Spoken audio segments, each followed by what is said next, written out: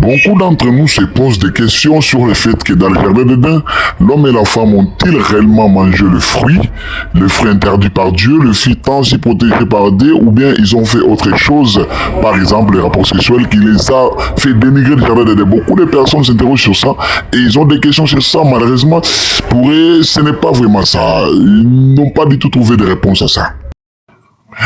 Pour continuer, je vous invite à vous abonner à mon compte car je suis nouveau et je vous invite aussi à laisser un petit like pour moi et à cliquer sur la notification pour ne rater aucune de mes prochaines vidéos. De notre côté, nous avons essayé de basculer dans des proches pour essayer de trouver quelque chose, pour essayer de répondre à certaines questions qui disent que non, ils n'ont pas mangé de fruits car ils ont fait un rapport sexuel dans l'ensemble du jardin d'Éden pour que Dieu puisse les juger. C'est tel est la fruit que Dieu les a fait interdire. Alors, pour comprendre tout ça, que réellement, qu'est-ce qui s'est-il passé?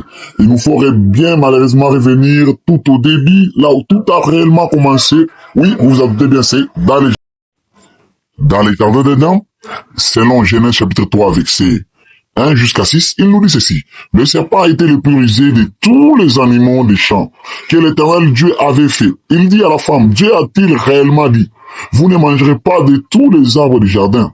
La femme a répondu au serpent, nous mangeons du fruit de l'arbre du jardin, mais quand on fruit de l'arbre qui est au milieu du jardin, Dieu a dit, vous ne mangerez point et vous ne toucherez point, de peur que vous ne mouriez. Alors le serpent dit à la femme, vous ne mouriez point. Mais Dieu sait que le jour où vous en mangerez, vos yeux s'ouvriront, et que vous serez comme de Dieu, connaissant le bien et le mal. Malheureusement, pour les personnes qui pensent qu'ils ont fait des rapports sexuels, la Bible vous a tellement déçu. Ce n'est pas du tout ça. La Bible nous confirme si bien qu'ils ont mangé un fruit.